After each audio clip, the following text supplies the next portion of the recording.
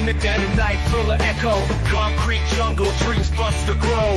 Mets in the air, chase glory, no fear. Broken bats, but hearts steer clear. OMG, the chaos, what a scene. Streets buzzing like a machine. Grimace from the shadows, chills on my spine. Past haunts, the future shine. Comebacks in the night, keep dreams alive. Fighting tooth and nail just to survive. City's heartbeat echoes in our chant. Grit and glory is all we want.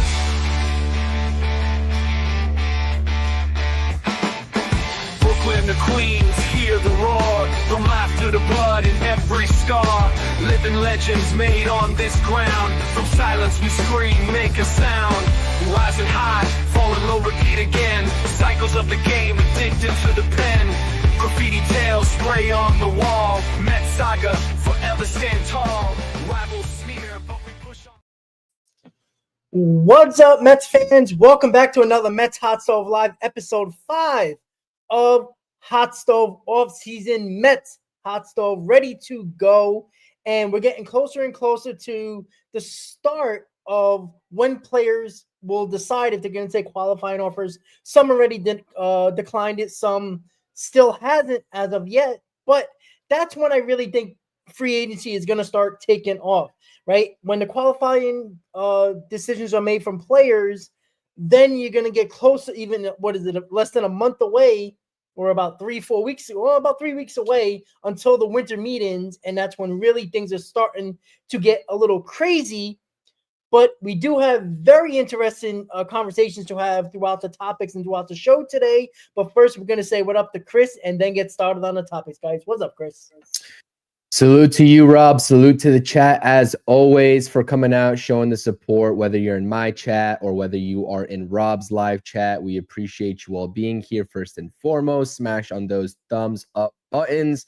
Subscribe to both of our channels, all of that fun stuff. We got, some stuff to talk about for sure, and it has been a little bit quiet on the hot stove front, absolutely.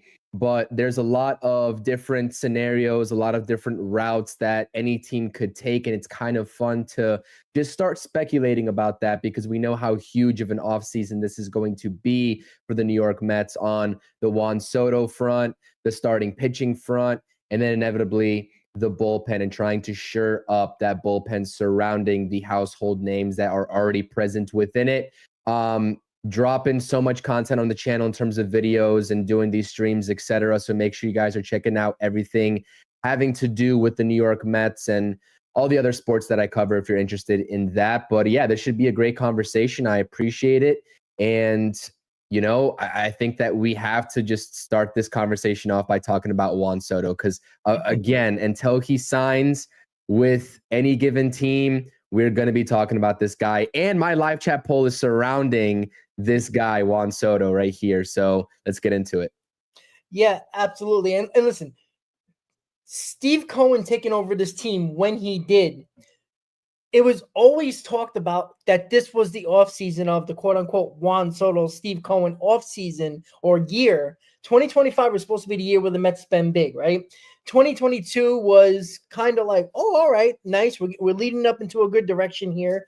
And then 2023 was a disaster.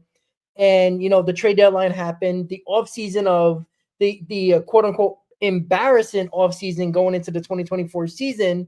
And there was no expectations this season. And now 2025 was supposed to be the year where the Mets made their move, right? Spend big, finally become contenders, get the big free agents.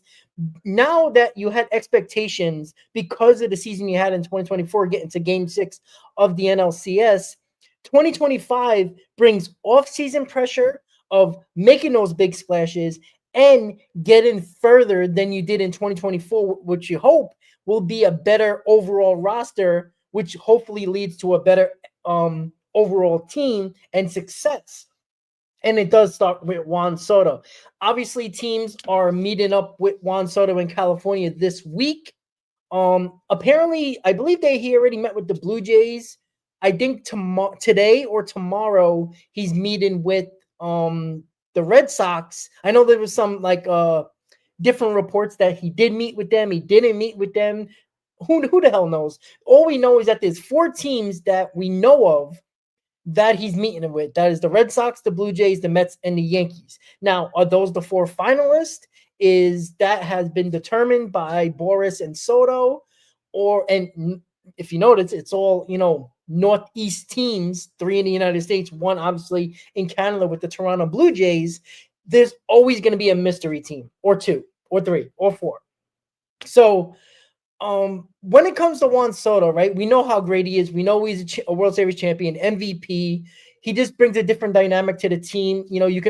It's not always just about stats that help the team or make the team even better. Chris, we talked about this numerous times since we started the hot stove this offseason, that Juan Soto is a guy that brings a different dimension other than the stats to this team, right? You could talk about, he's not a big home run guy. He probably not going to hit 40 home runs on a yearly basis, but he just makes the team that he's on better. And that is worth something other than just the stats. And I want to get your take on Juan Soto as the meetings are taking place this week, which we presume is the final 4 teams. What do you see Juan Soto, other than stats, what do you think he brings to the table other than the production he puts onto the field? Do you have other things that you can put to the side and say, listen, this is why you want him on this team other than the stats that he puts up every year? Well, I know a lot of people have been questioning, in general on social media and also in our streams, his ability to lead, which really is kind of silly to me because I can't really speak on, what he does every day as a leader. Obviously, we've been playing against him for quite some time, and he seems to have good camaraderie with not only his teammates, but also guys around the league. We've heard reports of how close he is to Starling Marte. Maybe that helps the Mets case out a little bit. We know that Francisco Lindor is joining the efforts in terms of recruiting him. And we've seen, Lindor and Soto enjoy their fair share of laughs over, the past couple of years, regardless of what team Soto is on. But, I think that it's hard to say that he's a leader versus not. Like, how could any one of us as fans really know the day-to-day talking points that are going on behind the scenes? Yeah. But he's still only 26 years old, and the fact that he's doing what he's doing is absolutely incredible. And it's a point to where you can look at Juan Soto and you can say that guy's a stud because he puts up XYZ type of numbers, whether it's his on-base percentage that has been over 400 for the last 3 seasons, the OPS that's above 900 of the past 2 seasons. It doesn't really matter what it is. Juan Soto's offensive metrics are obviously there, but it's his approach at the plate. And I know that's on-field contributions, and that's kind of not what we're talking about right now. But how, with a young team presumably in the works for the Mets, what kind of precedent and what kind of example can a guy like Juan Soto bring to the table in terms of his overall approach and his calm demeanor at the plate, right? And his silent aggression, right? And his confidence. Like, that is something that carries over, and he doesn't have to say any words at all to anybody else for that to just resonate with other players. So that's something first and foremost to me that I think he's going to bring to the table for any team that he's on, and particularly the New York Mets, when you have a team that's comprised of just youthful talent. You got Mark Vientos. You got Francisco Alvarez, who, right? Francisco Alvarez definitely doesn't need any pointers in the confidence department. He is as a confident of a player as ever. But then you have guys like Luis Angel Acuna and the guys that are coming up that don't really have much major league experience, if at all, right? Coming up through the depths of the farm system, such as Drew Gilbert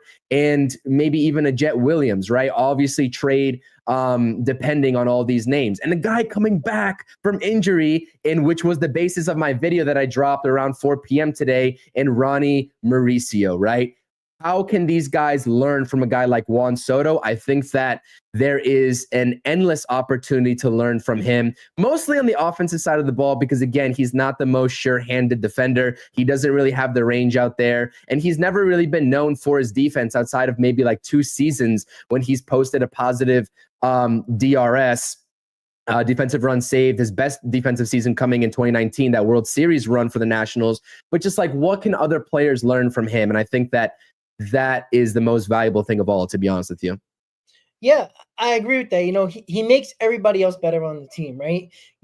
There's guys that are, 19, 20 years old that were probably in high school when he came up in the big leagues at 19 years old that look up to him, especially the Dominican-born players. So, it's always just, yes, the stats matter, the production matters on the field, but the Mets weren't the most,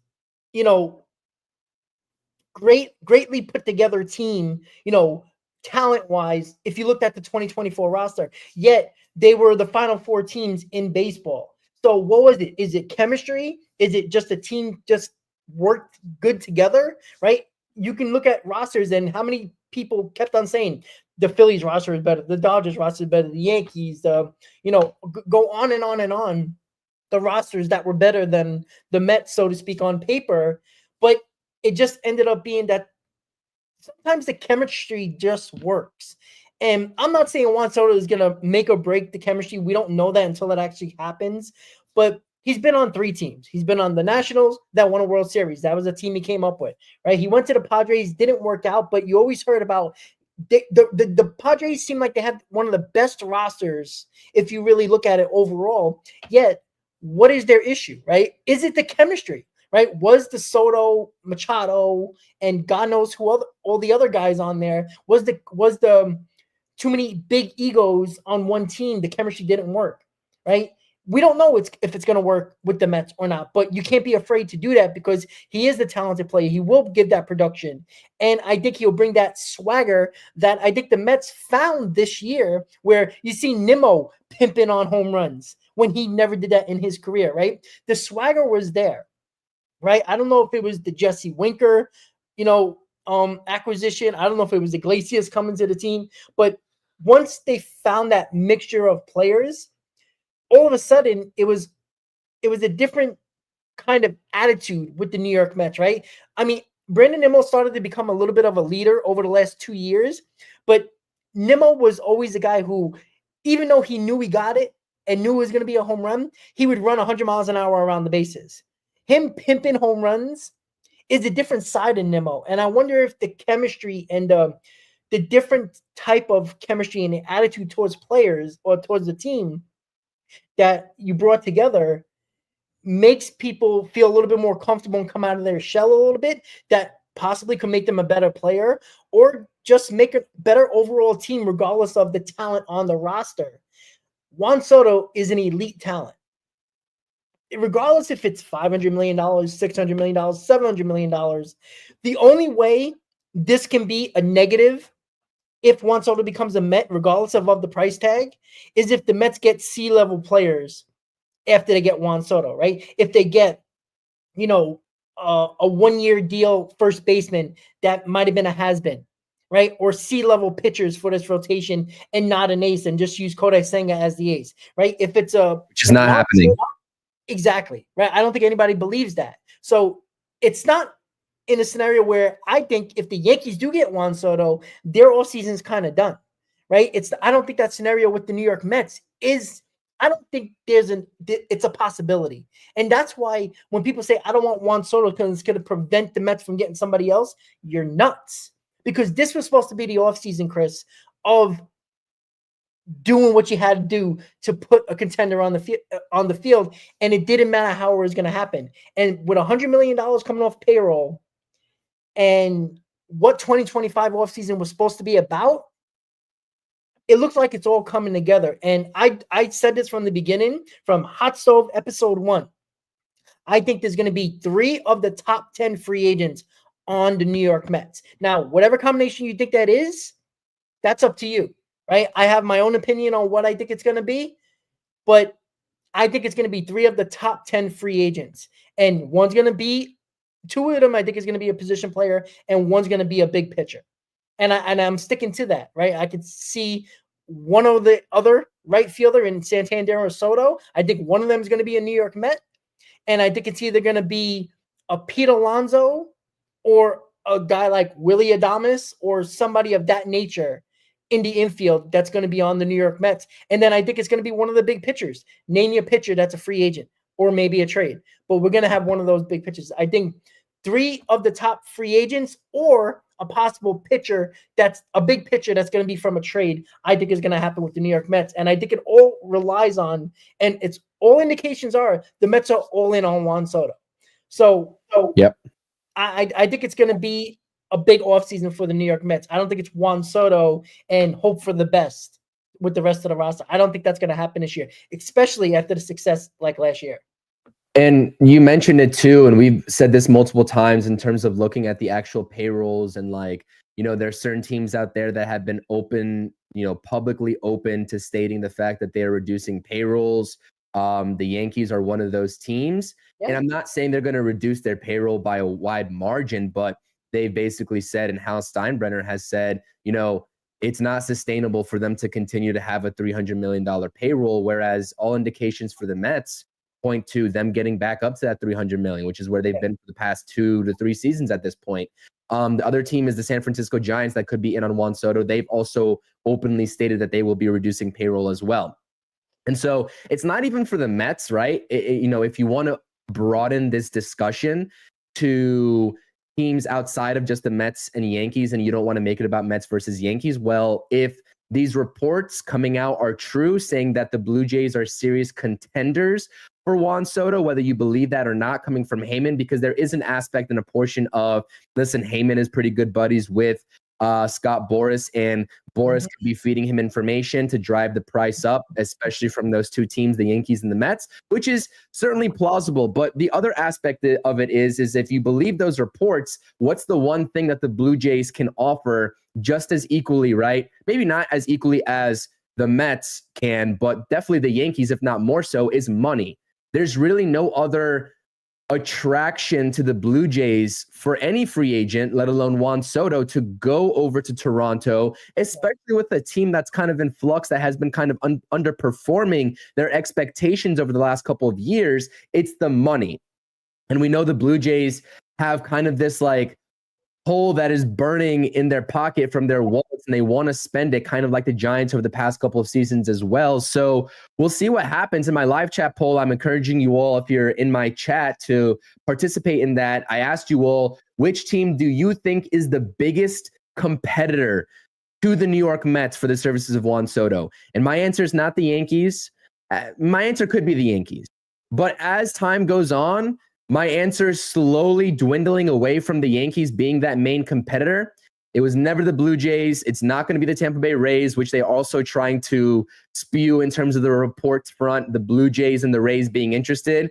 No, the Boston Red Sox would probably be my choice in terms of competition level for Juan Soto. Situationally, outside of New York, that makes the most sense for him. And I just think that they also, right, they usually don't operate over $200 million. I think over the past maybe 4 seasons, they've done it twice, but just barely over. They're usually operating between $185 to $195 million. I think going into 2025 with their allocations, if everything remained consistent today, is around $106 million. So you do the math there in terms of the differential, $89 to $90 million to spend. 50 for Juan Soto, 40 elsewhere. I don't really know how they're going to go about doing that. They'll make it work. And that's the common theme here is that with the price point for Juan Soto, whether you believe he's making $45 million a year, whether you believe he's going to make $48 million a year, which is, I think, my sweet spot, or whether you think he's going to eclipse $50 million annually, these teams that are in on him and that are serious about him will pull the trigger in terms of signing him and then make everything else work in the back end. But what's interesting to note is that I actually had a Yankees fan comment on one of my videos surrounding Juan Soto. And, that person said it the best. They stated that at this point, with what they're hearing, they'd almost rather the Yankees not pursue Juan Soto and be able to have that money and allocate it out to the rest of their roster, whether that means going after Pete Alonso in a combination of first base and third base with Pete Alonso and Alex Bregman, or Pete Alonso and somebody else, which that to me is like a sound thought process as a Yankees fan. Like that, honestly, if I was in their shoes, I get the name of Juan Soto. I get the dynamic duo of him and Judge and what they did this season. But what about the rest of your roster?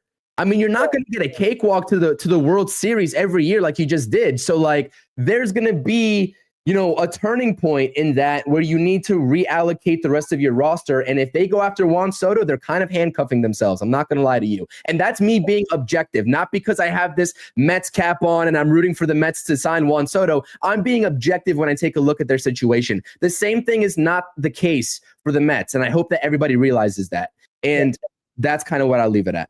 Well, you know what? During the season, it was Yankee fans saying, "Oh, we got," they've been cheering loudly for Juan Soto at Yankee Stadium. When they do their roll call, the Juan Soto chant is the loudest, right? And they were chanting, they chanted Juan Soto even during one of the watch parties during the World Series. They were chanting, sign Juan Soto and all that stuff, right? But after the season, and you realize the holes that the Yankees have, and there has to be a lot more that they need. And I do think that the fact that Yankee fans are starting to realize that if they get Juan Soto, they're not probably going to do much more in the free agent market. Now, could they make a trade? Absolutely.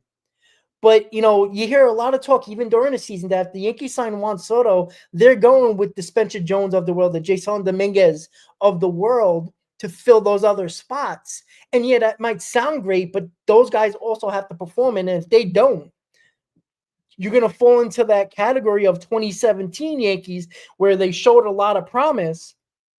And then the Sanchez's of the world, the Torreses didn't really turn out, the Birds of the world didn't really turn out what they expected. And you fall into the situation where you have to trade for a Giancarlo Stanton, and now that hindered them from getting a Manny Machado or a Bryce Harper, or, they didn't get Cole for a couple of years in trades because of the money situation as well. They didn't want to give up the prospects and put that money on the payroll. Eventually, they did get Cole, and that was supposed to be the quote-unquote final piece. So when it comes to the Yankees and the Mets, it's two totally different stories, right? I think Yankee fans are starting to realize that maybe they should let him go to another team, even if it is the New York Mets, because of the fact maybe you can allocate that $600 million he might get into 3 players and might make your team better, right? The Yankees need a first baseman. The Yankees probably are going to need a third baseman. You can talk about Alex Bregman. You could talk about Pete Alonso. There's a lot of options if you don't get Juan Soto. And that's why I think, leading to our next topic, who is the favorite for Soto? And this is not being biased, as Chris says, which we try to be as objective as possible. Even though our Mets biases come out every now and then, we want to be objective. We want to tell you what's on our mind and our opinion towards it. I truly believe the Mets are the favorites. And the reason why is that, 1, I think the Mets are going to have the highest offer. I think that's a big key. 2, I think the Yankees have a limit. I think Toronto can get up there with the Mets, but I don't think, because Toronto's in Canada, I don't believe Juan Soto wants to go there. I think, Toronto's probably least likely out of all the teams that we're hearing about. And I think the Red Sox are probably just above the Yankees, because I think the Red Sox might want to make a big splash, but I think Brad said it. They didn't want to pay Mookie Betts, but they'll pay Juan Soto. Yeah, I agree. That's weird. But sometimes owners believe they make mistakes. And I do think they believe they made a mistake, and maybe they want to right the wrong. So in my opinion, I think the Mets are the favorites. 1, because I think the Mets are going to have the highest offer. 2, I think the Mets know that no matter what the offer might be, their offseason is only just beginning. And that's why I believe a lot of talk has been that Juan Soto is going to make his decision, if not right before the winter meetings, during the winter meetings. I don't think this is going to be a drawn-out process like the Bryce Harper, Manny Machado into like late December, mid-January. I don't think that's going to happen, or even spring training-wise. I think this is going to get done rather quickly. I think Juan Soto wants to know his team, wants to enjoy the rest of his offseason, and get the spring training and, go full speed ahead. So, Chris, I'm going to ask you. I said the Mets are the favorite. This is not a Mets bias towards me, my opinion. I just think, the facts are the facts. And what we just talked about with the Yankees, why Toronto isn't, in my opinion, I don't think is going to be that much of a favorite. Who do you think the favorite is for Juan Soto? As you kind of hinted at it, but what is it? Yeah, I also think it's the Mets, obviously. But also just keeping in mind in the back of my head, in the back of everybody's head, right, that I just said the Red Sox could be the closest competitors for Juan Soto. Listen, the only realistic scenario that I would foresee Juan Soto not being in a Mets uniform is that, perhaps he gets cold feet in terms of the roster turnover that might happen from last season to this season for the New York Mets, because you've got a lot of impending free agents, especially in the pitching front, on the pitching front in terms of the starting rotation. You have uncertainties surrounding other guys, maybe even one of his closest friends, Starling Marte, although that's the reason why also just the lack of trade suitors that are out there for Starling Marte, one, but also that he's close with Juan Soto. They go way back, apparently, those two guys. So I think that's the incentive to keep Starling Marte around again for the 2025 season. And also Starling Marte has he made decent contributions and he looked decently competent out there, especially at the plate in 2024, in my estimation. Yeah, he chased a little bit too much and the defense is kind of getting to the point where maybe the injuries are catching up with him. But yeah, that would be the only reason that I could think of that he gets cold feet in terms of going to the Mets, is that roster turnover. Yeah. And in that case, that's not really an issue because the Mets can just convince him, and there's not really much convincing to do. They can just show, him, one, the check, and then the other check that's going to be going out to all the other players that they're going to, sign alongside him to complete that roster. And, you might get guys like Jose Iglesias that was an integral part of the team last year that might not be present for this upcoming season. The jury is still out on that. I talked about that again on my latest video, so go check that out if you haven't done so already. But yeah, that's the really only reason, man. If you take a look at everything else, you take a look at the roster coming in. If you take a look at the projections for the young talent, man, everything is in the Mets' favor at this point. How can it not be, Rob? How can it not be? Yeah, and that's the interesting thing to think about, right? And I think Juan Soto is so much confident in his ability that he probably believes no matter what team he's on, he's going to make them that much better. And, again, you already got Lindor, you already got Nimmo, you already got Alvarez, you already got Vientos. There's a lot of pieces specifically in the lineup that is already there, right? You can talk about center field, you can talk about right field, but if you do get Juan Soto, now you only got center field to worry about and basically first base to worry about if you really think about it, because at the end of the day, second base is going to be somebody that's probably already here, either McNeil, Acuna, or Mauricio.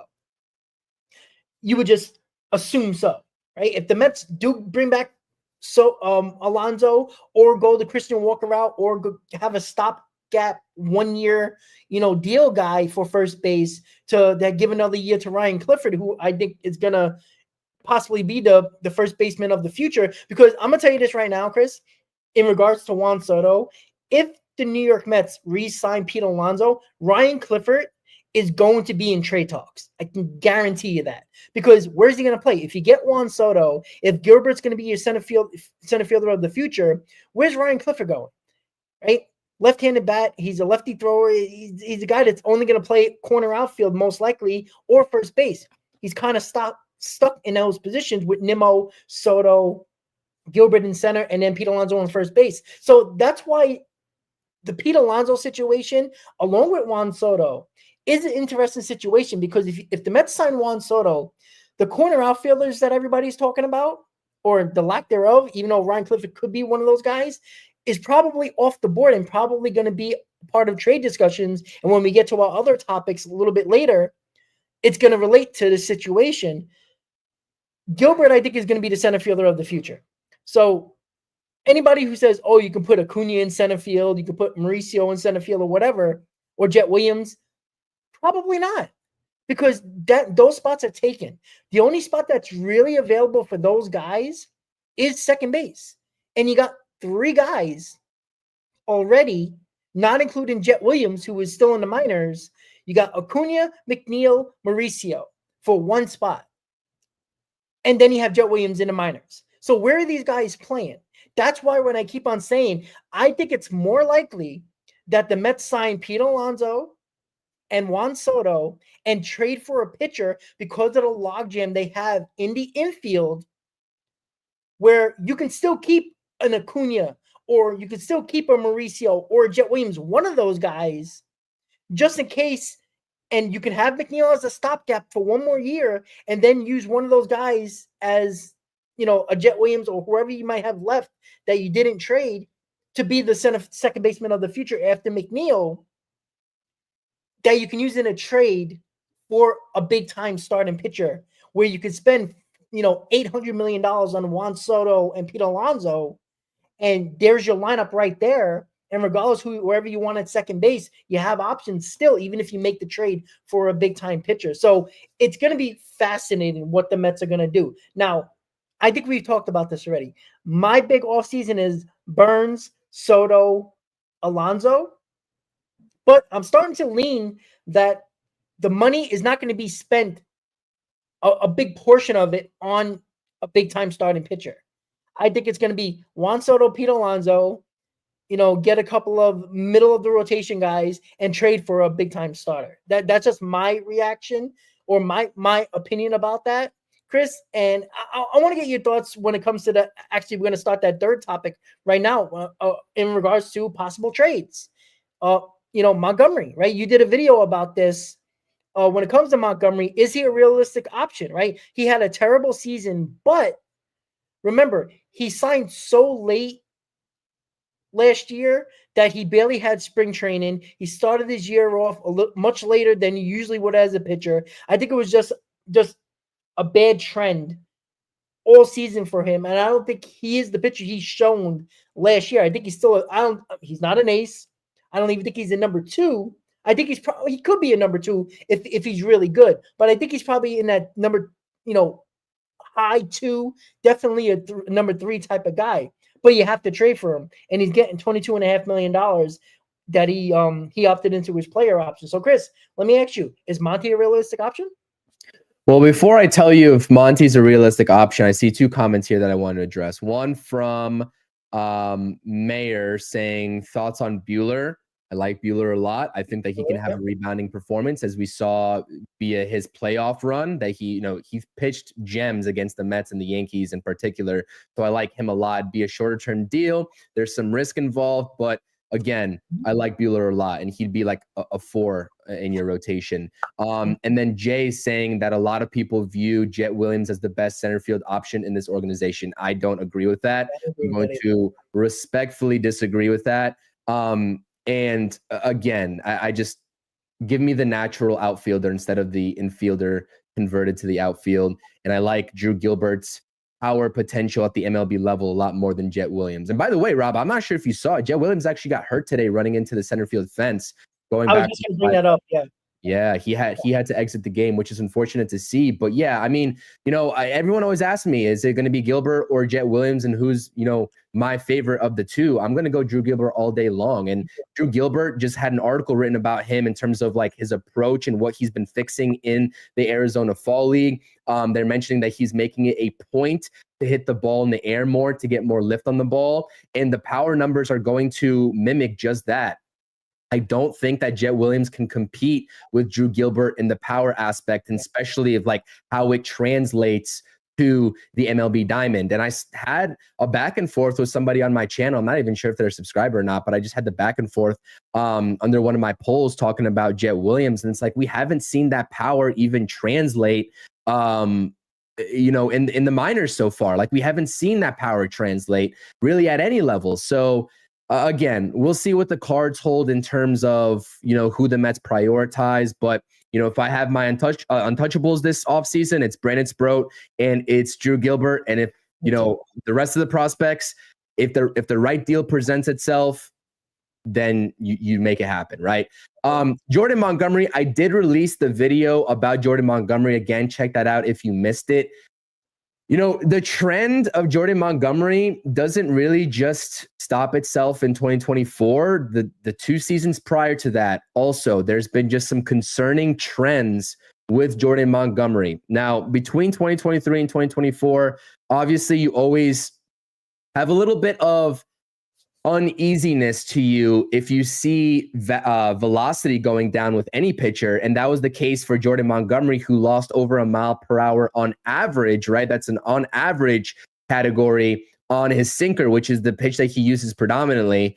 And that's kind of concerning there. But also when I take a look at the trends in the walk rate going up, and I mentioned this directly in my video, the walk rate going up over the past 3 seasons and the strikeout rate going down for Jordan Montgomery, I'm kind of just like starting to believe that the league has him kind of figured out. I'm not going to lie to you. And I know that he had a decent campaign in 2023, so I get that it's kind of premature to say that. But even when a lot of Mets fans were willing to give him a long-term contract at the beginning of last offseason, and then they kind of saw that Jordan Montgomery's market wasn't really what, you know, Boris or anybody else was making it seem to be, and he kind of got played for a fool because Jordan Montgomery had to take that 1-year deal with the player option after the first year. And there's a reason why he took it, right? There's a reason why he opted in to $22.5 million, which is just over what a qualifying offer would be after he helped the Rangers win a World Series just a season prior, right? There's a reason, because he was exponentially bad. Like, he was very bad last season. So it worries me a lot. And I get some conversations state that the Diamondbacks would be willing to take on some of his salary. I'm kind of questioning how much of that salary. They're saying that it's going to be a large portion, quote unquote. I'm not sure I believe that. And also, you'd have to give away trade compensation. I'm not saying that the Diamondbacks are going to demand any sort of high value for Jordan Montgomery, but you also have to take a look at the roster allocation and building the most competent rotation that you can. Does that rotation, the optimal rotation that you throw out there in 2025, have Jordan Montgomery's name within it? I'm not sure it does. And honestly, you know, you have the lefties, David Peterson. If you talk about a Garrett Crochet trade, that's another lefty. Just let's say it happens. You add on another lefty. I would honestly prioritize that money and those resources to just bringing back a guy like Sean Manaea. That's what I would prioritize. You know what I mean? Because I think that they profile as similar pitchers in terms of what their ceiling is in an A-type rotation in 2025. Sean Manaea, obviously a lot more so than Jordan Montgomery, being closer to that 2 or 3. And Jordan Montgomery, for me, I know you said he could be a 2 or 3. I view him as like a number 4. So I'm out on Jordan Montgomery. I think it's realistic in terms of like at least checking up on him and his availability, but into, you know, you get into the category in the realm of actually bringing him on board, I'm out on that. Well, how about this, right? The Mets would have to take on that money, right? Would they, would the Diamondbacks trade Jeff McNeil? Would they take Jeff McNeil? And they have Ketel Marte, so why would they need him? Well, that's what I'm saying. Like, what are you willing to give up? Like, you're not giving a top prospect for Montgomery. You're taking on that money, right? I think it's a scenario where if Severino and Manaea's market gets a little crazy, because it might, right? You know, who knows? Like, Severino on his worst season of his career got $13 million from the Mets. So you wonder, right, if Manaea and Severino's market gets very competitive and Stearns is not comfortable giving them a 4th year and you know, $20+ million, would it be more beneficial with the pitching lab that the Mets have, and they've been fixing pitchers, especially starters? Do you go to get Jordan Montgomery for, you know, take on that contract, get a lower level minor leaguer that, you know, is probably 3-4 years away, that's probably not in the top 30, and you give him one of those guys? Would you do that and say, all right, you know, you're going to fit that Manaea role? Possibly. You could do that, right? But, you know, here's what we don't know. We don't know if the Mets are heavily pursuing the top free agent pitchers. We don't know that. Right? We know they're going after Soto. We know they're going to be in on Alonso. But when it comes to pitchers, it's been kind of quiet. And I think the reason why is because I think they're waiting until November 19th when the players' decision for the qualifying offer is to see who also is going to be free agents as well, the people who haven't declined. But I do wonder because, like, you know, are the Mets going to spend big on position players, which I think Stearns has shown you in years past, even with the Brewers, when he wasn't spending a ton of money, he would, you know, extend a player like who he traded for in Christian Yelich, right? He would extend him knowing that he's a great player. He don't mind giving money. And if you notice it throughout his Brewers tenure, he didn't mind giving contracts to position players. He never did it with pitching, starters or relievers. So I think he's a big proponent of, if I have an excess of prospects that have no room on this team in the near future, especially infielders, you got to take advantage of that at some point, right? You can't make these guys die in the minor leagues. And if they start to not perform in the minors, they start to lose value. You got to, while these guys have high value, you got to take advantage of that. And that's why, like, a guy like Montgomery, I'd be okay with, but it also needs to have Crochet involved, or trading for a Luis Castillo or a Kirby or something, a big time pitcher. And I think Montgomery would be okay, right? He can fill that Manaea role. But I think it's really going to be determined if Severino and Manaea's market gets out of control. Stearns is not going to go there, right? You fix these guys. Do you believe that they're going to have just as good as seasons, if not better? Or are they going to have a little bit of a downgrade? That's a possibility as well. I don't think they're going to go 4 years on Sevy or Manaea. I think 3 years the max for both of those guys. And if they get 4 years, they're going to be playing on another team. So, well, we don't even know if Sevy's going to accept the qualifying offer, which would be awesome. I think that, listen, the qualifying offer does not get accepted a lot at all, as we've seen in, I guess, over the past decade, right? But this is a situation where I really do think, and again, am I expecting him to sign it? No, but I think that there is at least like a 60-40 chance. I think that it's actually on his mind at the very minimum. Yeah, I agree with that. And, and that's why I'm saying, that's why I think nothing's really talked about much with the pitchers until the qualifying off. Because, look, Severino is one of the better pitchers on the market this year. He's still young, still got really good stuff. There's probably some teams out there that think he could be a solid number 2, right? So that's where you have to look at. And again, if Severino takes that qualifying offer, which I'd be shocked if he does, because I think there's going to be a team out there that at least gives him a 2-year deal, maybe even an option for a 3rd year. I think the Mets would go 3 years on Severino. I think they would love a 2-year deal with Severino, but I think they would go 3 with Severino. And I think Manaea, easily, they can give a 3-year deal too. But if Severino takes that, I mean, that's kind of, you could take a deep breath and be like, all right, good. Now we got Peterson, we got Senga, we got Severino. Now you got to only fill 2 official spots. Stearns did talk about 6-man rotation. Who can that be? Are you going to, go big on more pitchers, or are you going to have more back into the rotation guys to fill that other rotation spots? That's a possibility as well, Chris. There's a different level of conversation when surrounding this rotation talk. And again, it's like just the different routes the Mets can take. They have young guys coming up through the wings of this farm system that are going to be, knocking on the door to make major league contributions in 2026 at the very minimum and beyond. So when you take a look at a rotation, I mean, Kodai Senga, his future with the Mets, especially if has another injury-riddled season, is kind of in question. If you trade for a guy like Garrett Crochet, he's going to want the extension, so that'll be like kind of your ace moving forward, perhaps. Manaea is going to want a 3 to 4 year deal, so he'll be on a long-term contract. You have to take a look at it step by step. You can't sign, you can't have a rotation. I think David Peterson also, if I'm not mistaken, has a contract that has some control left.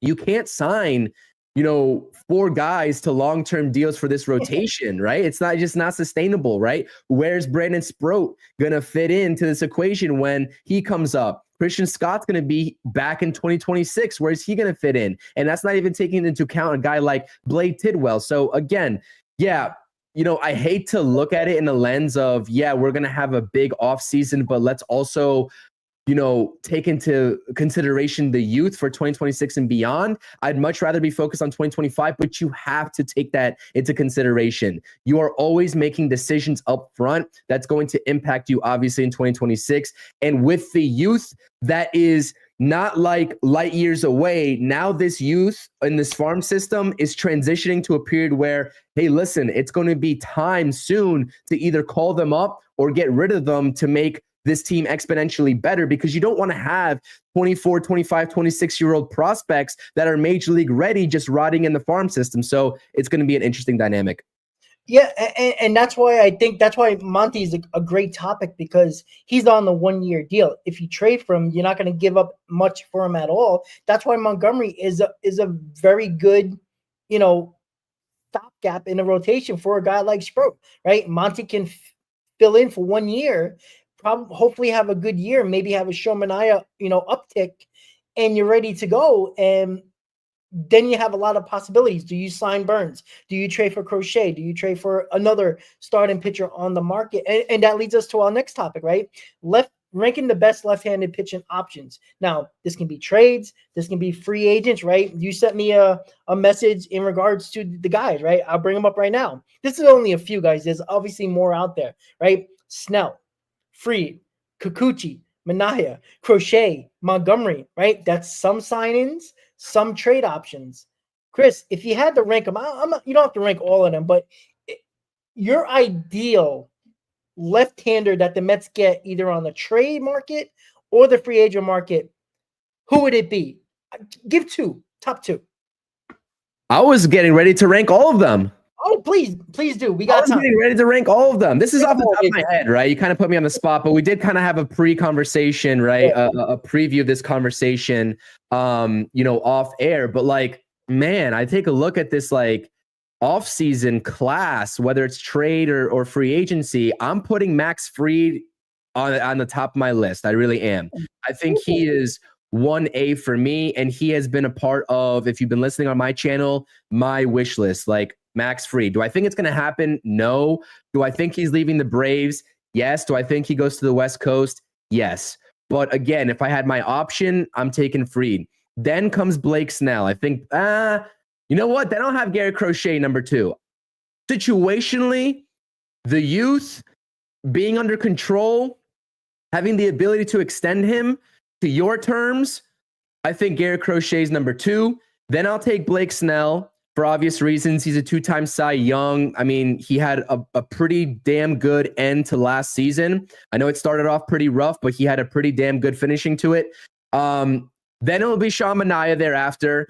And then you get into the guys that I don't want. And I know that a lot of people would like Yusei Kikuchi. For some reason, he's just been too inconsistent throughout the course of his career. For me to like want to take a risk on, just because he found immediate success after he got traded to the Astros last season. So I'm going to rank Kikuchi as my option right after Manaea. I think that's number 5, and I'll take Jordan Montgomery last. I don't like the regression trend that I see from Montgomery at all. Keep him away from the New York Mets. I said that in my video. Again, you can do your due diligence on him just to see what it would take to bring him on board financially and with the compensation. But if it comes down to a decision, I don't think he serves the Mets' best purpose. So Montgomery would be last for me. Okay, that's a nice ranking. Since you ranked, I'm going to rank them all then, since I have the names right in front of me. I didn't have this on my mind besides what we talked about in our, when we messaged each other. I'm putting Garrett Crochet number 1. And the reason why I did this is because of the fact that out of all these guys, all these lefty guys, right, he has the least amount of innings on his arm.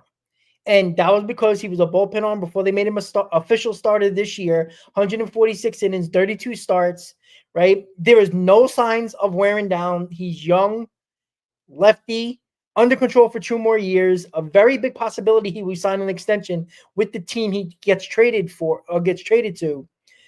I like the fact that his innings are way down compared to everybody else. Max Fried starting to be injury concerns, right? Let him go to the West Coast and be injured for the Dodgers. I don't trust him at all.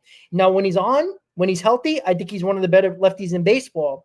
But I can't go into a season with a question mark of Kodai Senga with his injury this year. Going into next year, we don't know what Kodai Senga is going to come up, be this year. I can't have my first 2 starters in our rotation be question marks for injuries. We dealt with that with Scherzer. We dealt with that with DeGrom. We can't continue to have that every season where our first half is putting together with, duct tape and crazy glue a rotation until these guys come back in the second half. We can't afford to keep on doing that. We need to start off with a rotation that is predominantly healthy for the first couple of months, at least to get ahead a little bit early on in the season. I'd love that. Too many times we have to fight our way back in the second half because of too many injuries.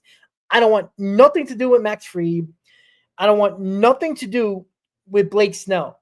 He's going to be at the bottom of my list when it comes to that. But I'm going to go Crochet, Manaea number 2. I'm going to go Snell number 3, Kikuchi number 4, Fried number 5, and Montgomery number 6.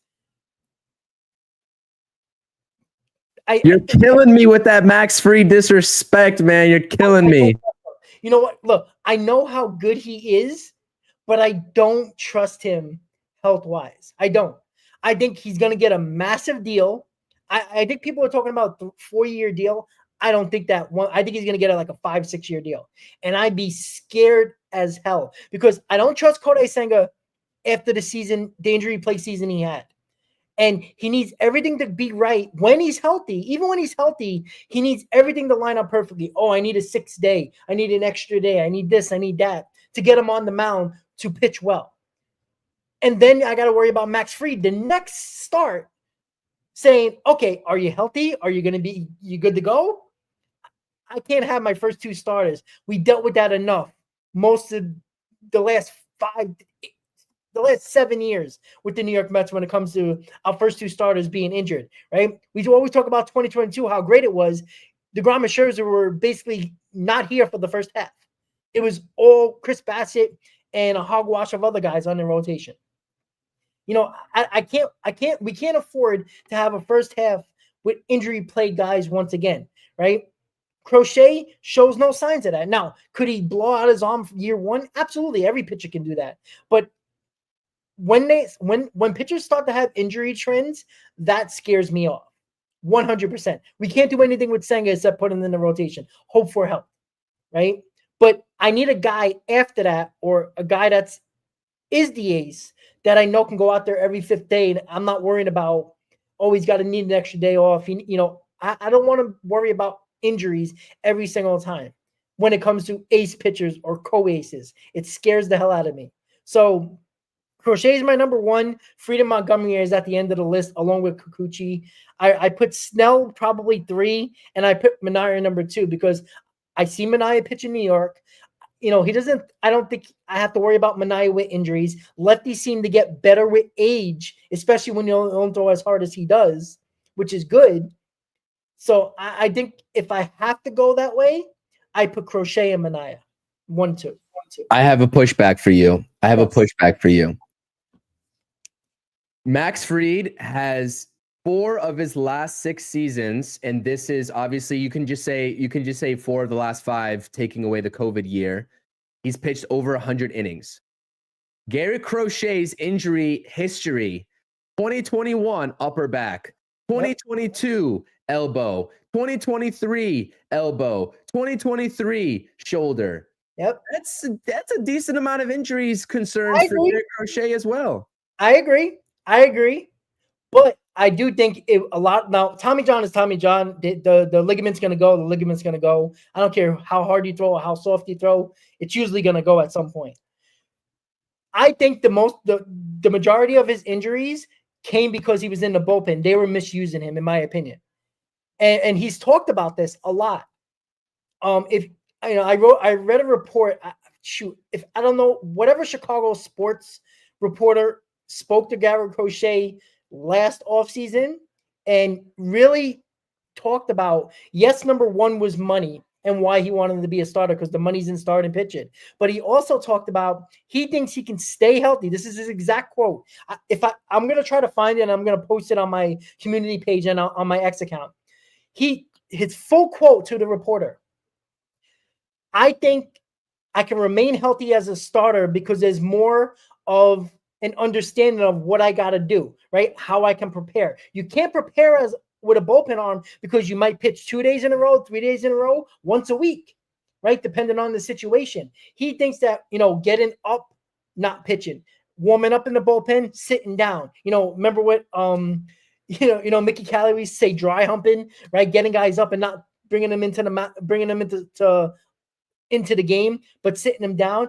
He said that a lot of the up and downs that he was dealing with led to all those other issues, not Tommy John, but the shoulder, the back and stuff like that. He thinks that when he has a routine every fifth day, he seems like he can prepare better when he knows he's going out there every fifth day. I mean, it was proven this year. He threw 32 starts, right? There's going to be, bumps and bruises. Obviously, all pitchers are going to have that. But he threw 30. He pitched in 32 games this year, 146 innings. And that was with the White Sox prior to the deadline, lowering his innings to make sure he remained healthy just in case that they traded him at the deadline. And then obviously everybody believes that they're going to trade him this offseason. So the White Sox protected their asset and his arm by not throwing him a lot and taking him out after 3 innings, after 4 innings, because they got to protect it, along with Garrett Crochet wants to protect his biggest asset, which is his arm, leading up closer and closer to free agency. So the injuries, now I'm taking him at his word that he believes that the bullpen getting up, getting down, not knowing when he's going to come in led to those injuries, not Tommy John, because Tommy John can happen to any pitcher, regardless of if it's a reliever or a starting pitcher. So Max Fried, on the other hand, has been getting injured as a starter. And that concerns me because it's been recent, right? I don't care what happened in 2021 or how good he was. A few years older, Max Fried, when it comes to he's starting to get injured now, and he was a big disappointment to the Braves, and probably one of the reasons why they didn't basically knock the Mets out of the playoffs was because Max Fried wasn't available for the Braves. That's why the Braves are not bringing him back either, to be quite honest with you. I know the Braves usually don't bring back high top guys with a lot of money, but there's a reason why the Dodgers are likely to get him, because he's a West Coast guy and the Dodgers like to spend money, right? The Dodgers won a World Series with basically all injured staff, and they put it together with, trades and, whatever guys they had available. They were throwing 2 bullpen arms in series. So in my opinion, the recent injuries scare me when it comes to Fried. And, Garrett Crochet, look, those are injuries, but I think a lot of those, you just gave me the injuries, right? All those years he was a bullpen guy. And I think that's more concerning than when a guy just pitched 32 innings and 146 innings while they were still protecting him on one of the worst teams in baseball. So that's why I put Garrett Crochet number 1 over Max Fried. No, I feel you, honestly. I just wanted to throw that little bit of the pushback on there on you. You were going to, because I had the list. I actually had it here about his injury history. And so honestly, if there's a world where Max Fried goes to the Dodgers and them being the favorites to sign Sasaki, right? We haven't really talked that much about Roki Sasaki because obviously, like, I think everybody knows that the Mets have a shot, but it's a long shot realistically, and just kind of risking a scenario where you pull a contract offer from, one of the top guys in terms of the international free agent pool, and Elian Pena is kind of risky when you know that the league-wide perception is that Sasaki is going to the West Coast, whether it's the Dodgers or the Giants or the Mariners, etc. So if the Max Fried situation presents itself in a manner where he does go to the West Coast and he does go to the Dodgers, I think that with them being in line, obviously they have a rotation that was full of injuries, right? They still got Glasnow they have in their rotation. They'll have, let's just say Sasaki, for example purposes, they'll have a Max Fried. Like that probably would take them out of the Corbin Burnes running, if I had to guess, which would be like a blessing, because Corbin Burnes, I know he's your 1A. He's kind of my 1A too. And I'm like, that's the perfect opportunity for the Mets to go in and swoop Corbin Burnes up off the market. So if that's the way it plays out, I would be in favor of that. But yeah, those are our rankings. I was actually just shocked that you ranked Max Fried 5th, but I understand your reasonings for doing so. I do. Yeah. Look, who really knows, right? I'm just going based on what Stearns has looked at in his career when it came to not spending money on high top end free agent market. But again, he never had the money to spend. He might love Corbin Burnes. He had him as a GM. So he might trust Burnes and say, I don't mind giving him 7 years, $250 million, or 6 years, $250 million. Maybe he trusts that. Maybe he does, right? But I think Stearns, and he kind of hinted at this in a lot of his interviews over the last, I would say, 5 to 6 months, that he doesn't like to give long-term deals to pitchers. He just doesn't. Right? He didn't really say it outright, but he kind of hinted at it. So that's why I'm leaning. Good reason too. Absolutely, injury possibilities, and that's why I think guys like Crochet. Again, look at other guys, and not just Crochet, but Kirby, Luis Castillo. Some people are talking about Sonny Gray. I don't like him in New York, but that's why I think a trade possibility for a top line starter is more possible, because it leaves you more room to make big signings where I think he's comfortable giving long-term deals to position players, because they're more likely to stay healthy over the course of a long-term deal than a pitcher. So that's understandable. And we don't know until we see it. Until we see it from Stearns, this is his first year with a hell of a lot of money. And basically the handcuffs are off him. The chains are off, right? He can do whatever he wants to do. Steve Cohen's not going to stop that. But there's one thing that I think David Stearns has no control over, and that's the Juan Soto situation. I think Steve Cohen is all in on that. I think Steve Cohen's making that decision on Juan Soto, and then he'll let David Stearns work his magic everywhere else. That's the only thing. I don't know if you believe that, but I truly believe that David Stearns is Gary Cohen, Steve Cohen is leading the way for Juan Soto. Shout out to Gary Cohen too, by the way. Yes, no, 100%. I mean, if that's the case, then fine. So be it. That's a decision where there's a lot of money coming from the owner's pockets directly. And if he wants to have that say and he wants to make that decision and he wants to be that involved with the negotiation process of also his good buddy, Scott Boras, then so be it. One thing that I will note here, and Carlos mentioned it in the chat, I really like the names that he is, throwing out there in terms of, adding on to a rotation of Senga and Peterson is, if you go out there and get a Corbin Burnes, you can get the reason why Walker Buehler is so intriguing to me, right? We know what he was in 2018, 2019, when he was like, an all-star in those seasons, whatever. He was putting up ridiculous numbers. Everyone thought he was going to be a front end rotation starter. And then kind of, the injury bug and whatever else kind of plagued him. But you can get him on a 1-year prove-it deal. You can get him to a similar contract valuation to that of what Shamanaya signed for last season, or Luis Severino signed for last season. What was interesting to me is that Spotrac and their algorithm had Walker Buehler's valuation at 1 year, $4 million. And I said, what? There's no chance, given these prove-it-year deals that these teams have given out, particularly the Mets last offseason, that he's signing for anything less than $10 million.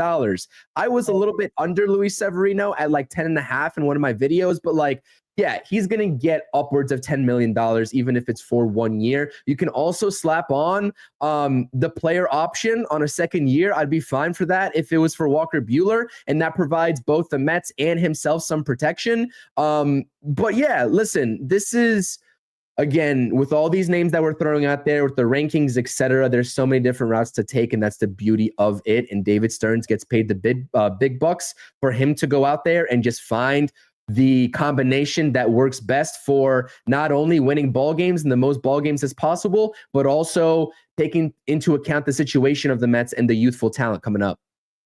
Yeah, and you have to take that in consideration. Now, obviously, David Stearns is too. Again, we don't know what David Stearns likes and dislikes. These are guys he has not drafted.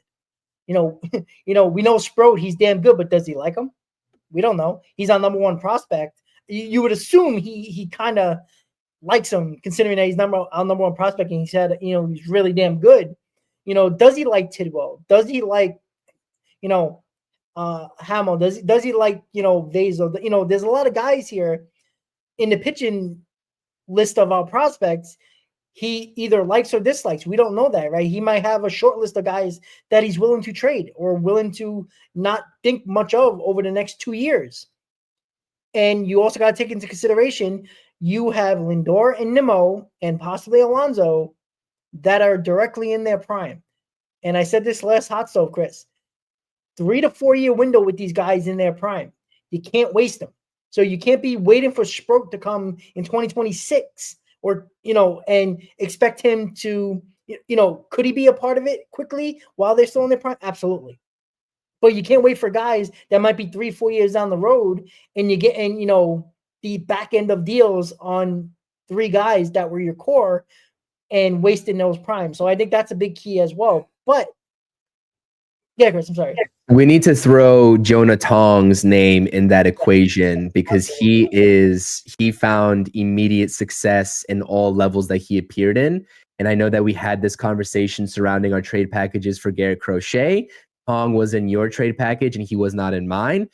I think that if we talk about the Sproats of the world, the Tidwells of the world, we need to start throwing in Jonah Tong's name in there. And I'm going to drop a standalone video on Jonah Tong just to talk about him a little bit more for those of you all that are on my channel and don't really know anything about him. He kind of came onto the scene this past season, and they kind of just were not hesitant at all to just put him up and bring him up through the ranks of this farm system. So yeah, I get it. You can't prospect hug. I know that you're not one of the prospect huggers in terms of, not value or not valuing, but like not over analyzing what their trend value is and what major league contributions they could make. You're in the line of, just going out there, and if you have the best deal possible to make your team better now, to do it. And I am the same way, but at the same time, there are certain starting points for all negotiations. And if you can retain any pitching prospect, especially one that, had a lot of success in 2024 across multiple levels, then you have to do that at all costs. If it gets to a point where you have to throw him in there because they simply won't budge, or they tell you if his name's not there, we're going to the Red Sox with their offer, maybe the conversation and the tone changes. But yeah, it should be fun. Again, there's a lot of videos coming up. And I actually have a prospect guru that covers the Mets farm system coming up on my channel next week on Tuesday. He's a recurring guest, if that helps anybody out at all. I had him on my channel many, many months ago. That's going to be exciting. So Tuesday night, for those of you all, it's a little bit of a programming notice on my channel. Nice. So I'm trying. I lost my train of thought. I was going to say something that was related to it, and then I just forgot. So we're just going to forget that. So yeah, the hell with it. So Sorry about that. No, it's not you. It's me. I'm an idiot. So we're over an hour into this because of the fact there's a lot to talk about, even though there's not a lot happening except for the Soto meetings. But we know the dates. The dates are at the bottom of your screen, the key dates for whatever you want to know. Do you want to know about qualifying offers? Well, it's the 19th of this month. Owners' meetings are the 19th to the 21st. Non-tender deadline is the 22nd. The draft picks that are assigned based on, luxury tax issues, where you ended up record-wise, that's on December 1st. And then the winter meetings are the December 8th to the 11th. And then the Rule 5 draft is the last day of the winter meetings on December 11th. So a lot's happening over the next month in the baseball offseason. And we hope we have a great offseason, right? That's the whole idea, not just us, but, hopefully it's a very active and not a very boring offseason. Like it was. Something to talk about. That's what we want, Rob.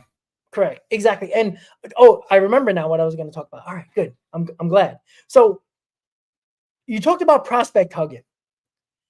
I'm not a big proponent of prospect hugging. I'm not saying trade 7 out of your top 10 prospects, right? But we've seen, right, the Mets in 2022. What happened at the trade deadline? They got basically C-level players in at the trade deadline when they were one of the best teams in baseball at that time. They could have got way better. And you could say, there wasn't really guys available that you wanted to give up prospect for.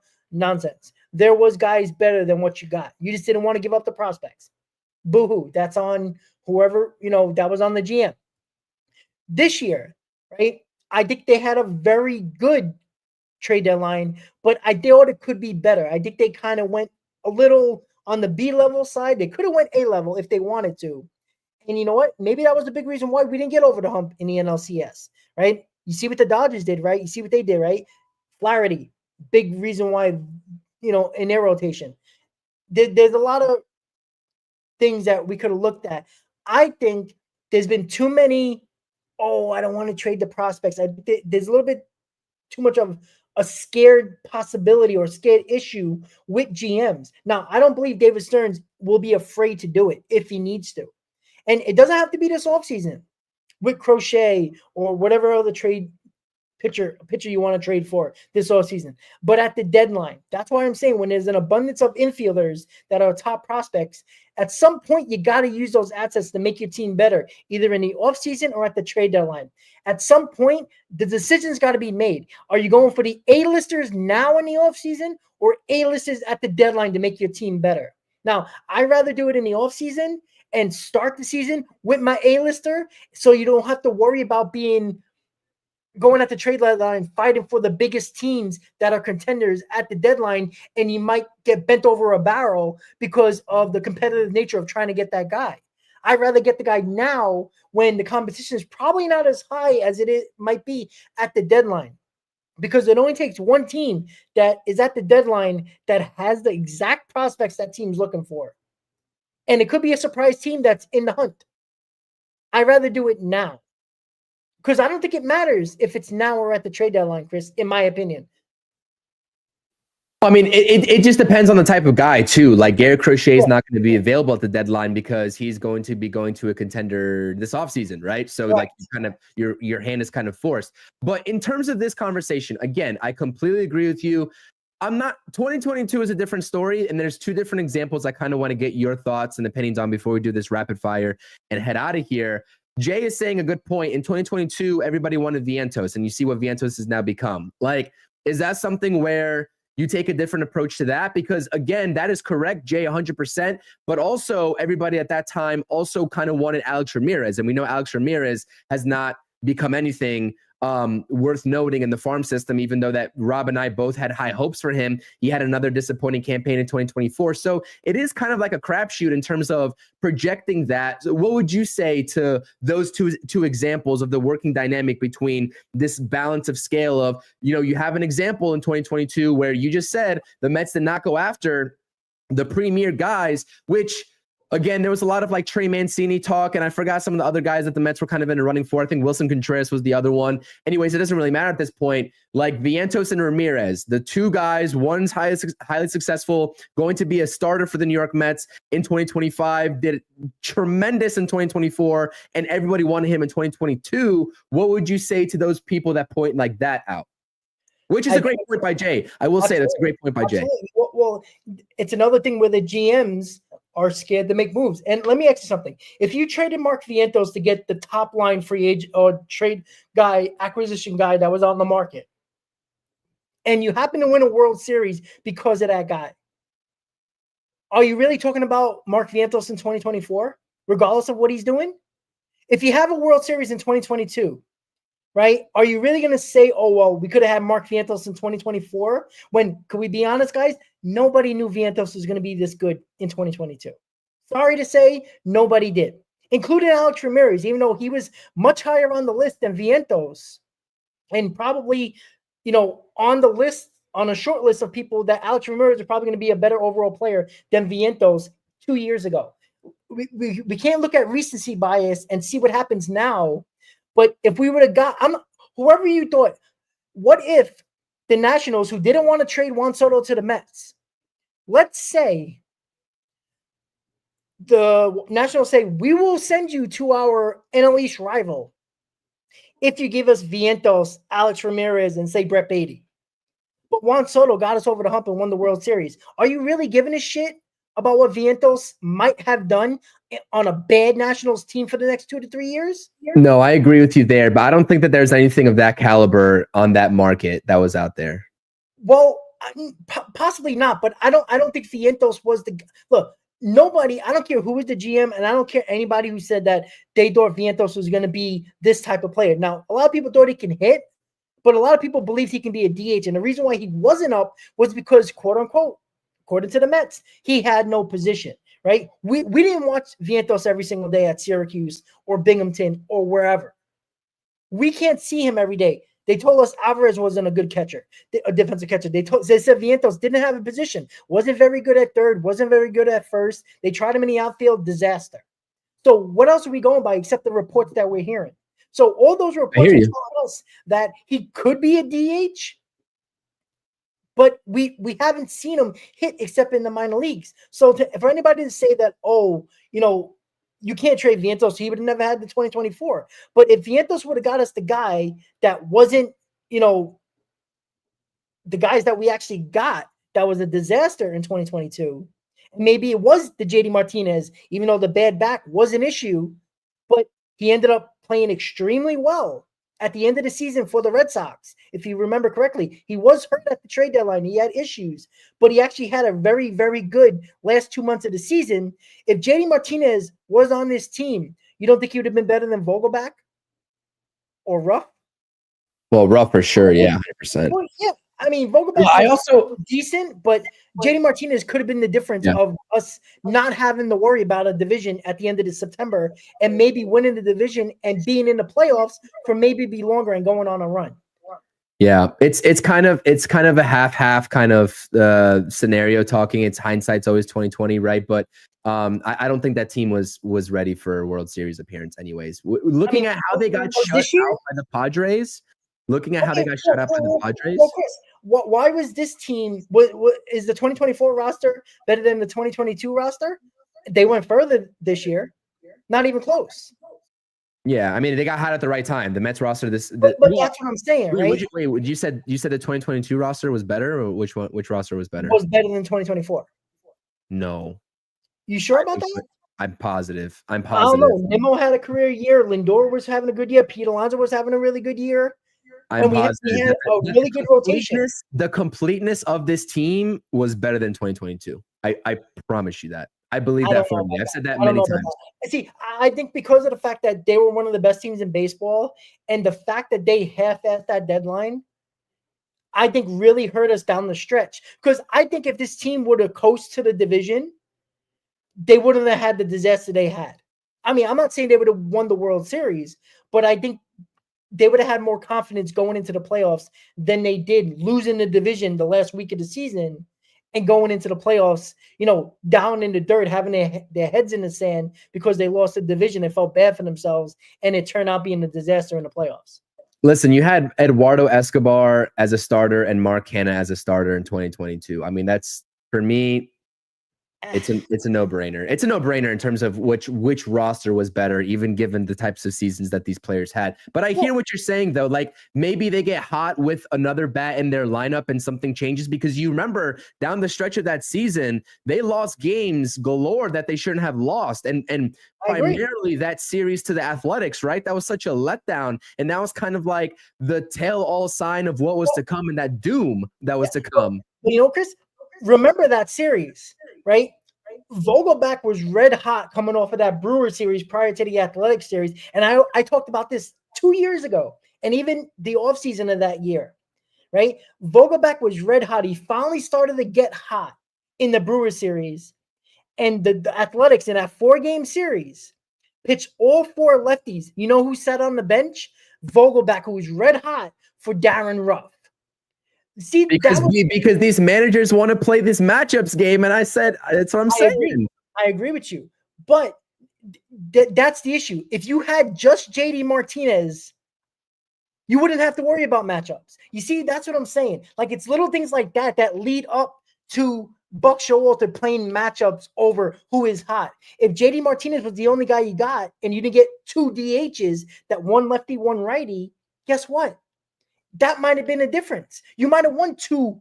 Maybe you might have swept the Athletics. You might have won 3 out of 4.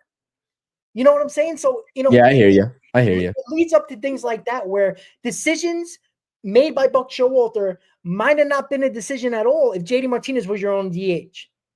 And it leads to matchups.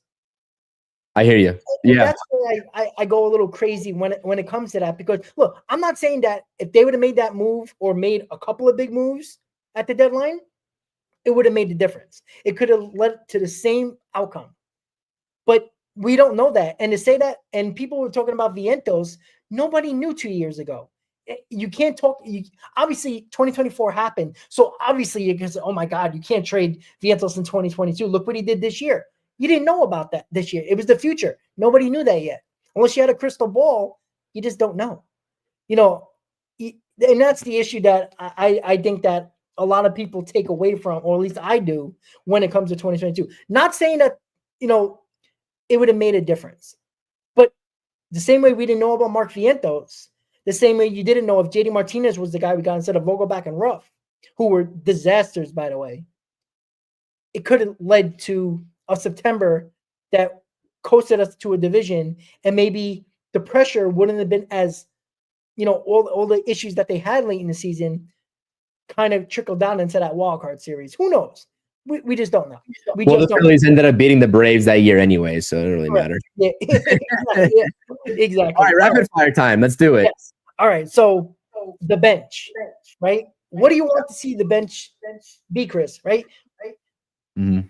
We don't know who our second baseman is going to be, and you would think whoever doesn't have that second base job is probably going to be on the bench, right? Because Acuna could be a middle infielder. He could play third. He could play short. He could play second. That's a good piece off the bench. Same thing with McNeil. If McNeil's going to be on the bench and Acuna is going to start, McNeil has.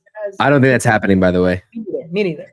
So your ideal bench going into the 2025 season. I think it starts and ends with the center field position and how the Mets go about addressing that, or just leaving it be and going with Tyrone Taylor and Drew Gilbert. I think if you go out there and address the center field position via trade, again, I've dropped my videos are intentional, by the way, everybody, guys. Like, my videos are intentional with the fact that how this roster is going to shape up in terms of the bench and all the different personnel that we might see. And there's a reason why I dropped that center field trade video, because there's a lot of guys out there that are on 1 year expiring deals that you can bring in and platoon with Tyrone Taylor to bring that veteran presence if you want that. But if the Mets decide to go and, you know, go the internal route, you're going to have to carry both Tyrone Taylor and Drew Gilbert. You're going to carry two center fielders anyway, because this outfield defensively really isn't great. You know, Nimmo's a good defender. Don't get me wrong. His arm's not so great, but Starling Marte's on this team. He's not a great defender. If you bring in Juan Soto and you don't DH him and he plays right field, he's not a great defender. So they're going to want to prioritize defense, just like they did by bringing in Harrison Bader last season, but hopefully a guy that actually knows how to hit a baseball instead of Harrison Bader. Anyways, no disrespect to Harrison Bader, but that was frustrating. So I think it starts and ends with center field, depending on how this bench looks. If they go the internal route, I think opening day, Tyrone Taylor's the starting center fielder, while Drew Gilbert continuously gets reps in center field as the season progresses and transitions into that starting center fielder. But you can flip-flop that. You can go vice versa with Drew Gilbert starting if you're confident in that, and then have Tyrone Taylor as your fourth outfielder off the bench, which I've advocated for many of times in terms of not starting Tyrone Taylor if you don't have to, because he is a good fourth outfield option, but that's his ceiling in my opinion. It wouldn't be the worst scenario if he starts, but I would just like to avoid that. But anyways, that's besides the point. Then you have Luis Torrens. That's going to be your second bench spot automatically. Backup catcher. We know what he provides. Francisco Alvarez is going to start. Then you talk about the infield. I don't think Jeff McNeil's going anywhere, and I don't think that they're going to prioritize starting Luis Angel Acuna over Jeff McNeil, at least in the beginning of the season. Would I like to see it happen? Yes, I'd like to see Luis Angel Acuna play above Jeff McNeil, but it's not going to happen, right? For one reason or another. I'm just going to predict that. But he's going to get at least a bench spot, and he should be on this team in that capacity at the very minimum. This is the fourth bench spot difficulty of the scenario, right? Either way you go, you're going to have a fight for this last bench spot, and it's going to be an infielder. Yep. And for me, this is why I dropped my video on the channel today surrounding the debate whether you give this last spot to a guy like Ronnie Mauricio out of the gates in 2025 if he is not involved in any trades, or you bring back a guy like Jose Iglesias. That's really the two options that I see. Now, the Mets, depending on how Mauricio is healing, we don't have any concrete reports if he's going to be ready for spring training or not, coming off that torn ACL. I believe the surgery was only in August. So again, that's a pretty short turnaround, which I don't even know why they delayed that surgery so long. That was kind of peculiar to me, because he sustained that in January, I think, of this year, and they delayed that surgery all the way until August. There had to be a rhyme or reason to that. I don't know why, but that just shortens the time process there and kind of delays him coming back. So maybe he isn't ready for spring training. He starts his season rehabbing still and maybe going down to AAA. I don't know how that's going to work out, but I'm operating under the assumption that Ronnie Mauricio is going to be ready. Do you bank on him taking that final roster spot, or do you bring back a guy like Jose Iglesias, who we know he just hired Scott Boras? There's going to be a market for Jose Iglesias. Botrack has him at 1 year, $1.7 million. You know Scott Boras is going to want to up that price and beat those projections. This is the golden question of it all. For me, if I had my ideal scenario, I start Ronnie Mauricio in the minor leagues, given the uncertainty with the injury, and I bring back Jose Iglesias. That's what my thought process is. But if the Mets are confident in terms of Mauricio or getting that sort of production, which I don't know how you can find that production just off the street, because Jose Iglesias came in 85 games and delivered a .337 batting average with an .830 OPS. He was absolutely phenomenal.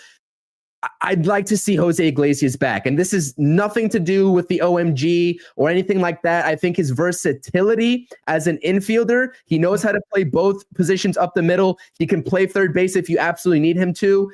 That is very valuable to the New York Mets and can be with him taking that final roster spot. More so than a guy like Luke Ritter as well, per Henry's comment here. So I think it's a no-brainer to bring back Jose Iglesias, but again, with the type of season that he just had, the Mets are going to have a lot of competition for him. Yeah, absolutely. And I'm going to start with center field as well, right? I think Drew Gilbert's going to be our starting center fielder. If he remains healthy through the Arizona Fall League and into spring training, I think the talent is just going to show up, and it's going to be very hard to leave Drew Gilbert off the roster. And I would love that, Rob. I would love that. Me too. And I don't think, and we said it already in this stream about 40 minutes ago, we think Drew Gilbert is the guy that has the most potential out of all the position players, or at least the outfield overall and position players overall. I think he shows the most talent, power-wise, fielding-wise, 5-tool player. I think Drew Gilbert's going to be the starting center fielder in center field. I think Tyrone Taylor is going to be your utility outfielder, which I think is his best position or a best situation for this Mets team. So right there, I think Tyrone Taylor for your bench is going to be your outfield utility guy. Catching, I think it's going to be Luis Torrens backing up Francisco Alvarez. I think that's two obvious bench spots. I don't think Mauricio, because of the lack of, healing and the slow process of him healing throughout the offseason, I don't think he's going to be ready, and I don't think the Mets are going to take that chance. He's going to start in the minor leagues.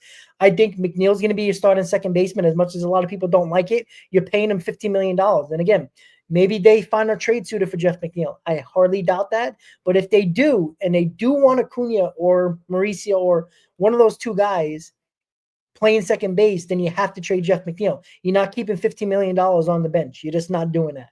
So I think we all believe Jeff McNeil most likely is going to be on this team. He will be the second baseman starting 2025. I think Acuna is going to be off the bench because Acuna can come late, like at the end of the season into the playoffs. Defensive replacements late in games. He could play third. He could play short. He could play second. You can easily do that late in the games. You can give guys days off. Acuna can play up the middle. That's a possibility as well. When it comes to the final bench spot, I think it's going to be Jose Iglesias. I don't think the Mets are going to let him go. I think Iglesias found a home with the New York Mets. I know he hired Scott Boras. I don't see him getting more than $3 million, double what Spotrac is telling you he's going to get. I bring him back on a one-year deal. I think the chemistry, Iglesias was a big part of that.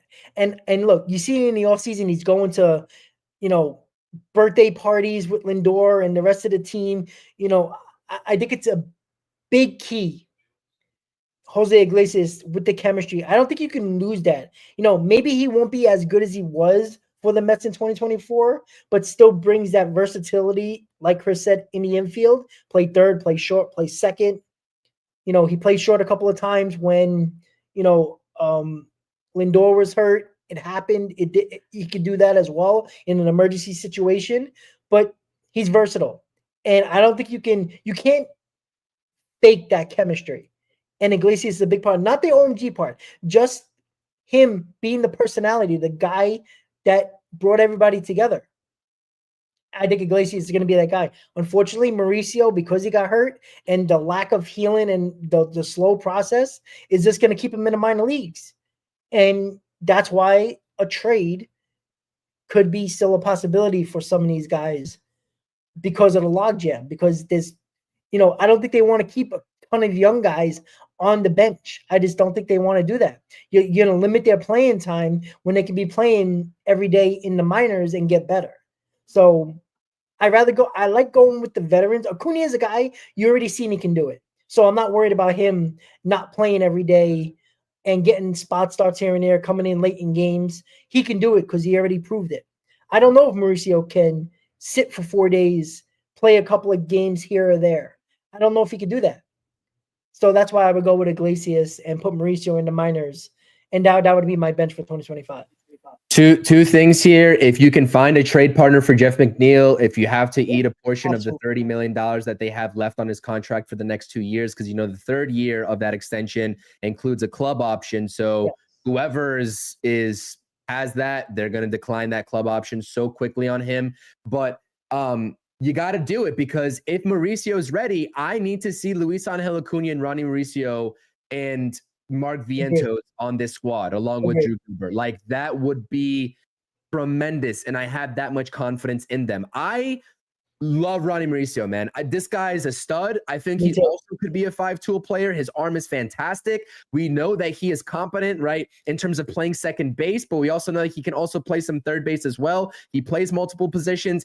He's never going to play shortstop because Lindor is there, and even if Lindor got hurt in any scenario, in the worst case scenario, I don't think that they would entrust Ronnie Mauricio to go play short anyways. I just don't think that he is equipped to do that with that range. But second base and third base for Ronnie Mauricio. His power, I know he only had 2 home runs at the major league level in his 26 games in 2023, but that power is going to go up. He has gap-to-gap power, and he's a switch hitter, Rob. He's a switch hitter. I know he's a lot better from the left-handed side, and that plays into this decision, because in my scenario, you'd have Drew Gilbert off the bench as a lefty, and you'd have Ronnie Mauricio off the bench as a lefty. And what is the one thing that the Mets could not do in 2024 besides Jesse Winker, who's another name that is going to fall short probably this offseason in terms of coming back to this team, barring an unforeseen circumstance? They could not replicate and they could not put out lefties in the lineup. Boom, that problem is fixed with Drew Gilbert and Ronnie Mauricio on the roster.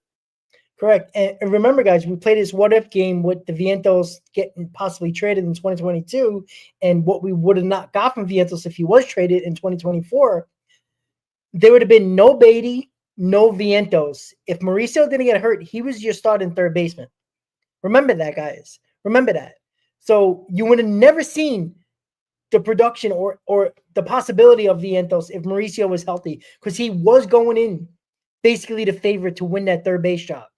Remember that. So with Mauricio, we don't know with the health right now. We just don't know. And I doubt he's going to be, even if he is ready, I think he's going to be, unless he has an outstanding spring and you can't leave him down. I think what we've talked about, and it's a very similar bench that we talked about, I think that's what you're going to see. And I think, we both left Winker out because he doesn't fit anywhere. Tyrone Taylor plays all 3 outfield positions. Winker doesn't. He's not he's an okay outfielder. I'd rather have the A+ defensive guy coming in for defensive late in games in the outfield, playing spot starts here and there. I want an A+ defender. Now, you could talk about DH wise. We haven't really brought that up. Who's our DH? Is it going to be Mauricio? Would you start him as your DH? Would you make Acuna? That's another option too that we're not really bringing up. Mauricio could be a DH guy if you don't want to play him on the field and protect his knee. Would love that. I would love that, Rob. That is and honestly, like, credit to you, that wasn't even the lane that I was going down. I just thought that. Because I was gonna say, with Marte on the team, And with Juan Soto, you could flip-flop them in terms of DH. I know Juan Soto is 26 years old, and I get it, like the fact of paying like a DH, if you're going to DH him predominantly, which I don't think is going to happen, but I would almost rather see Marte out there in right field than Juan Soto. I'm not going to lie to you. I know that sounds a little bit crazy, but that's kind of the thought process that I'm going down. And a lot of people are like, this guy's 26 years old. You're not going to pay all that money for a guy that, is only DHing for you. Well, why not? I mean, why not? Nobody's expecting anything grand from Juan Soto. You're paying him for his bat. Correct.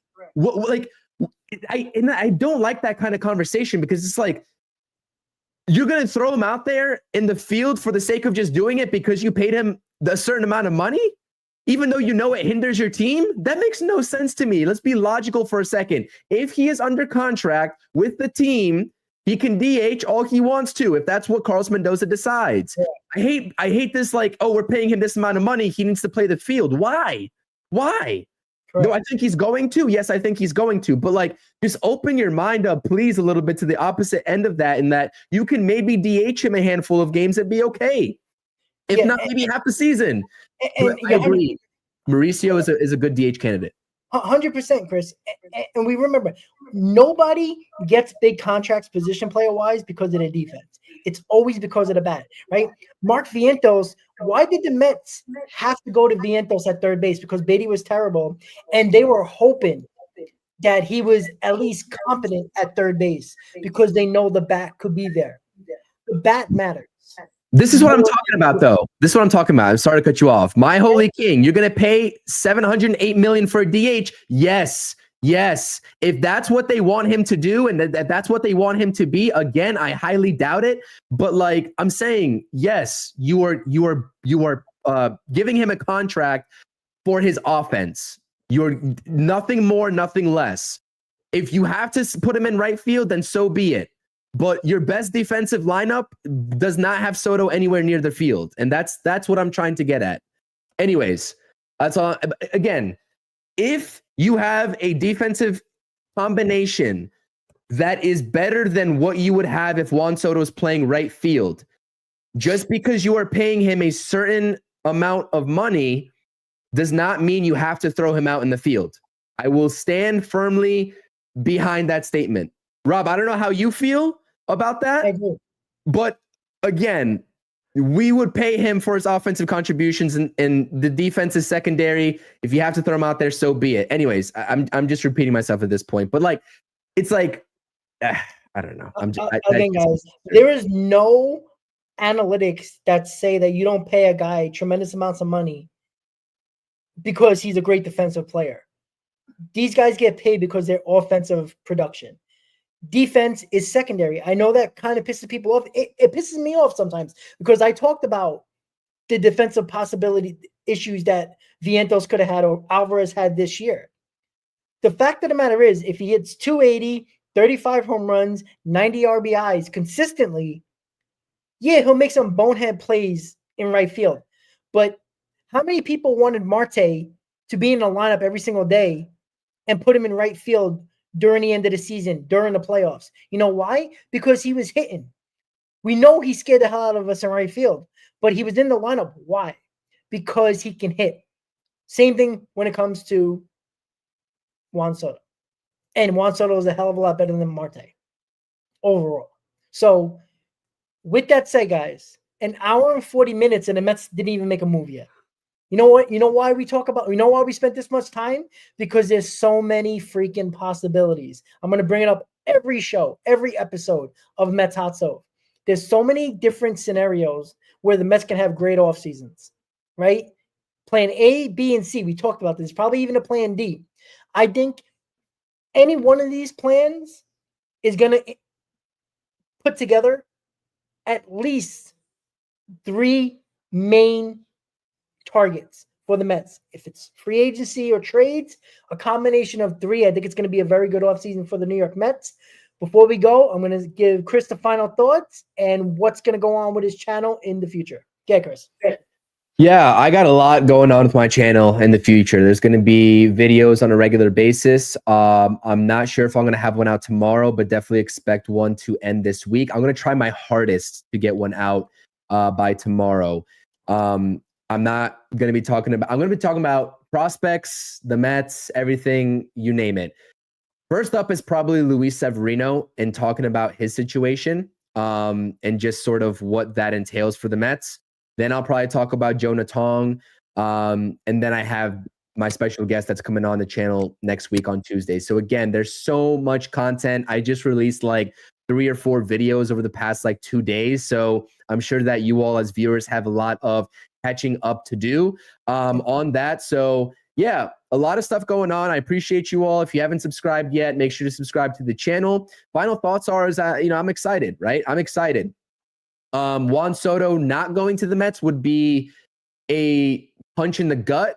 But as we said, we've seen situations like this before. The Mets, even going back to like George Springer, where it's like, oh, I bet the farm that George Springer is a New York Met, and it doesn't happen.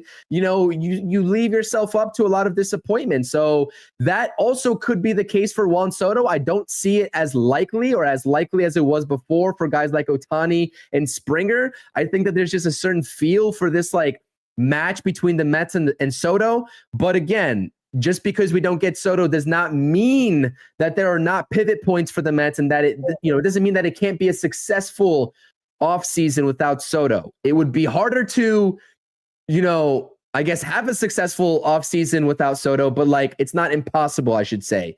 So again, I'm excited for this offseason. We just spent almost 2 hours, 1 hour and 45 minutes here talking about these topics. Soto, Montgomery, I mean, you name it. So I hope everyone's enjoying the content. We do this for you all. We appreciate the support. Rob and I definitely do. And yes, I'm going to speak for Rob in that scenario because I know that we appreciate everybody coming into our channels. We appreciate you all just watching the videos and giving us and taking the time to give us your perspective as well. Even though we don't agree, or maybe we do agree, it doesn't really matter. We're here to have a conversation as Mets fans and as a Met fan community. So we definitely appreciate that. Again, hit the thumbs up buttons if you can, if you get a second. Tell your friends, tell your family to subscribe to the channels, and we'll see you all in the next stream. Absolutely. And remember, guys, 2 different scenarios here. 2025 is supposed to be the big spending year. You have the owner that is motivated. You have a very smart GM/president of baseball ops that the Mets have not had, along with Steve Cohen's money.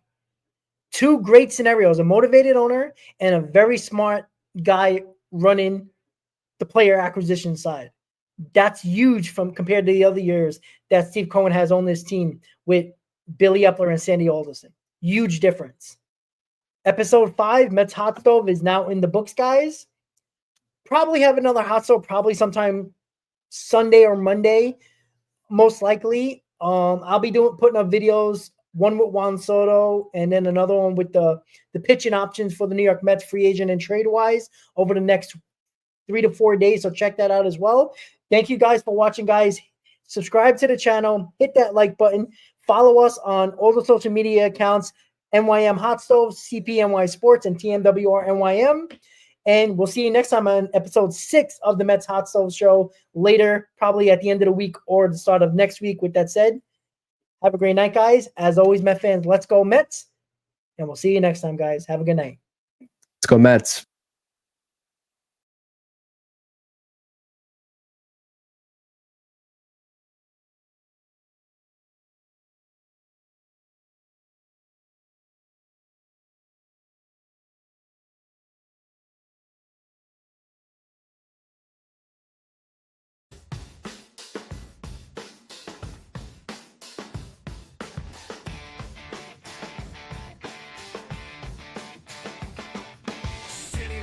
the dead of night, full of echo. Concrete jungle, dreams bust to grow.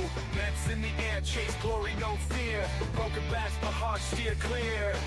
OMG, the chaos, what a scene. Streets buzzing like a machine. Critters from the shadows, chills on my spine. Past